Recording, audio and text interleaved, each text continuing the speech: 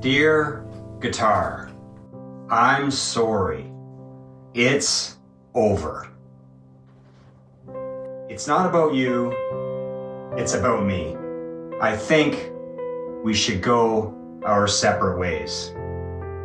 Well, I will go my way, you will stay in my basement.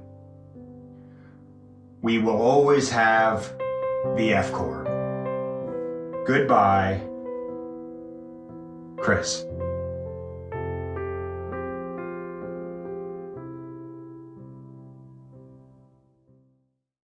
Hey, Chris, Good Enough Guitar, where we tackle the psychology of practice in your journey to become a better player. I may not be an expert guitarist, but I do have a PhD in motivation, so let's see if we can't figure this out together. And be sure to subscribe, like, and comment if you find these videos helpful. Let's jump into it. Have you ever quit the guitar? Have you ever thought about it, but you're not sure about how you should do it?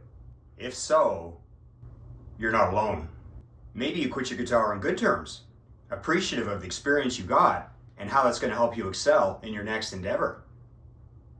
It's been a lot of fun, but I've got an offer I can't refuse. Playing the triangle. So here's my 2 weeks notice. Perhaps you're a little more passive aggressive when you quit your guitar, increasingly shirking your responsibilities and putting forth only a marginal effort. Huh? Oh, you want me to play the G major scale? Anybody else got noon? How about lunch? Anybody up for sushi? Or just maybe, when you quit your guitar, things got a little heated, and perhaps some strong words were said on your way out the door. You know what?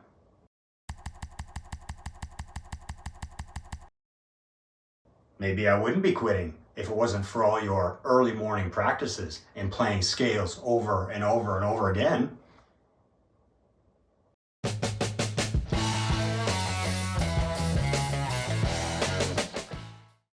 It's estimated that 90% of people who start the guitar will quit playing within the first few months.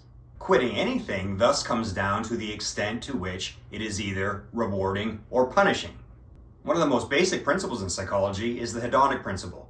And this principle is based on the notion that we do things that are enjoyable or pleasurable, and we not do things that are either painful or cause us to be miserable. Rooted in our survival instinct, the hedonic principle is about adaptation. It's about approaching those things in the environment that will keep us alive and staying away from those things in our environment that are potentially dangerous to us. It all may sound a little dramatic when talking about continuing with or quitting the guitar.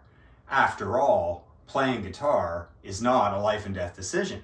If we can understand how the hedonic principle affects our brain in an automatic way, perhaps we can take some steps to override these automatic tendencies and stand a better chance in persisting in our playing, and with any luck, reducing some of the 90% of those who decide they're going to quit the guitar. But stick with me as we take a look at some of the most common reasons as to why people quit the guitar.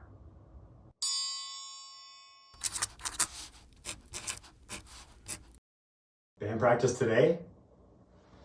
Today's not good. If you've played guitar for a while, you've probably long forgotten how uncomfortable and painful guitar can be when you first start. This is not what we want from a hedonic perspective at all. Collectively, even picking up the guitar and first putting your fingers on the fretboard doesn't set us up for a really enjoyable experience. It's highly unlikely that we can take the discomfort and pain in our fingertips and turn that into a pleasurable experience. However, if we can do some simple things to make it less taxing, it just might be more likely that we're inclined to keep going. So, what sorts of things might help? One of the first things you can do is, if you have access to a nylon string guitar or classical guitar, is to use that because it's going to be much easier on the fingertips using nylon strings. Alternatively, look to use a lighter gauge steel string, which might affect your sound quality, but certainly will be easier on your fingertips. While you're sitting around or watching television, another thing you could do is something I call on and off finger presses, which are exactly that. So simply hold a chord or other finger position while pressing down on the strings and release. You might shift to another chord or finger position and press down on those strings and release. So keep repeating over and over and over again, gradually being able to press down the strings with less discomfort. As simple and obvious as it might seem to do this, always keep in mind that your brain is going to be highly distracted if it feels pain or discomfort, as it's detecting it as a sign of threat.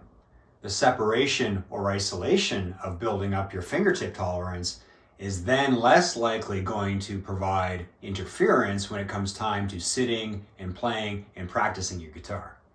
The on-off finger press also gives you an opportunity to test out just how much pressure you need to put on the strings when you're playing, and you're likely to find out as your technique improves that the pressure is quite a bit less than what you started out with. So this technique may not only help you build calluses, but also prevent you from causing injury by pressing too hard on a repeated basis. Taking breaks may seem like an obvious approach. However, like anything else, doing too much of anything can lead to overuse.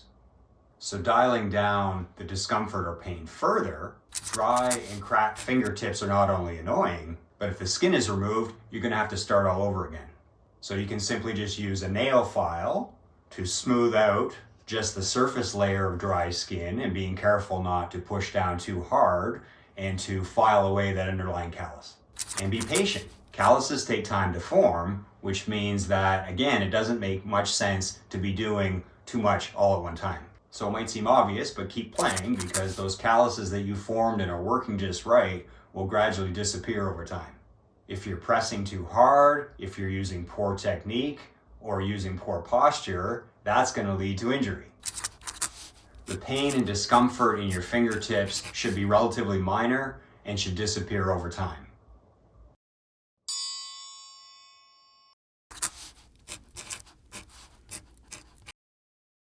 Yeah, I get it. Eddie Van Halen was really good. But how hard can it be?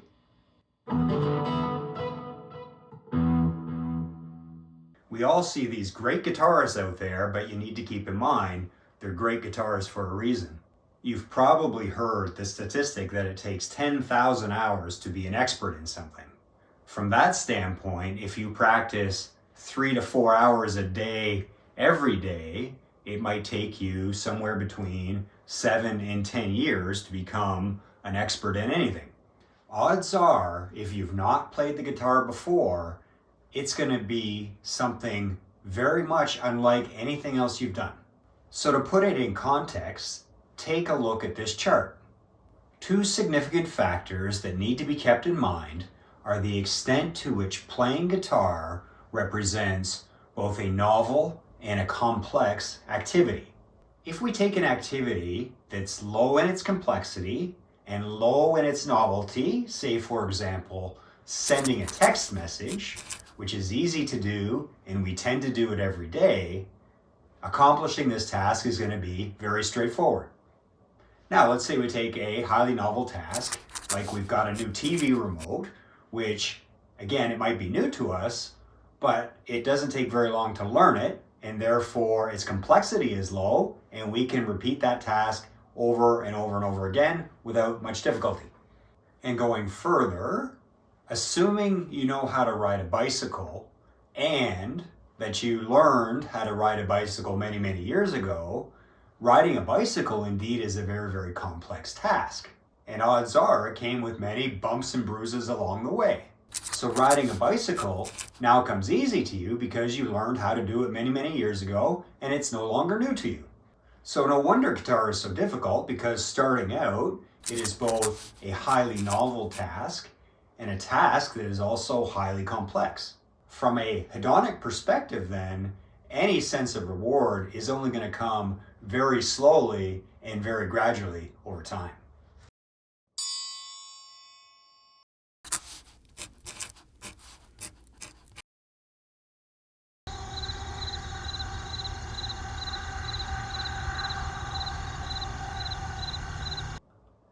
Before you started playing the guitar, either you heard or had the assumption that learning the guitar was going to be full of fun and excitement and relaxation. This expectation can really be quite misleading and give people the impression that if you're not having fun and not enjoying things and you're not really excited about playing the guitar, then you shouldn't be playing the guitar at all. It puts us at a hedonic disadvantage because there's a large discrepancy between the emotional experience we think we're supposed to be having and the one that's actually occurring. So it then becomes a self-fulfilling prophecy that when you're not enjoying it because it is difficult, then I must not be like other people and I should quit. I argue this because would it truly be the case that 90% of people would quit the guitar if they were having fun and enjoying themselves? So what is it that we should more reasonably expect from an emotional experience that is going to keep us going if it's not those happy, joyous, and excited emotions? Perhaps a more reasonable expectation, and one that's going to be a lot more productive, is to aim for states of content or satisfied or engaged. It's this type of lower level positive response that really keeps us going. These types of emotional responses are consistent with words like being in the zone or being in the flow, or mindfulness is one that is often kicked around. Often the way to tell whether or not we're experiencing those kinds of emotional states is the extent to which time seems to go by very, very quickly. That is the engaged state, and that engaged state is associated with that lower level positive emotional response. So if even things are difficult and challenging, if we find ourselves engaged, that is more likely to be a place where we're going to succeed and keep going.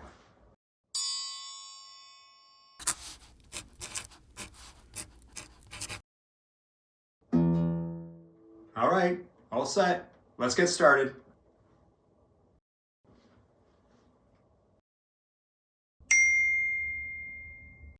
Attention is often thought about only in vague and generalized terms, and people will set their practice goals simply on how much time they think they might practice in a day. An hour a day, 2 hours a day, 3 hours a day.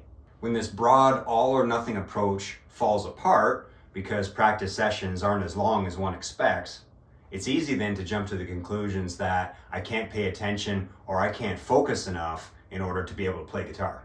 So hedonically, if we're not able to stay engaged in an activity, that activity stands no chance whatsoever as being pleasurable or enjoyable, and its hedonic value is then going to be very low. So there are multiple ways in which attention works, and if we can understand and utilize those different ways, it makes it much more likely that we can stay engaged in our practice efforts and make playing guitar more engaging and thus more enjoyable. So when we just jump in and we expect to play songs one after the other, we don't put much thought into going about it in a way that is compatible with how our attention works. We simply dive in expecting our attention to maintain at high levels all the way through. The reality about attention, however, is that it's always fluctuating. So there are times where we may start out strong and find that our attention gradually decreases over time. We may have peaks and valleys to our attention, where our attention will kind of come and go. Or we may have days where we find our attention really doesn't get out of the gate right from the very start. A better tactic might then be to break up the task into more specific parts. Say, for example, learning how to play the notes or a particular section of a song as one part. Another part might be the focus on our left or fretting hand. Separately, a part is going to be our right hand and the picking patterns or strumming patterns that our right hand needs to do. And last, playing or practicing a song by putting all these parts together. This way we can capitalize on what's called selective attention, where we reduce focus on multiple parts and increase focus on one part only. If we expect to do all of these things simultaneously, that then divides our attention across all of these parts, which is very taxing as we're splitting our attention resources across multiple tasks. It's this all or nothing approach that will then lead to struggles with maintaining attention over time. Thus, it becomes a more reasonable expectation to sustain attention across smaller, multiple parts Our practice session can thus become more productive when our attention is sustained across smaller and more specific tasks, and those tasks are then added up over time.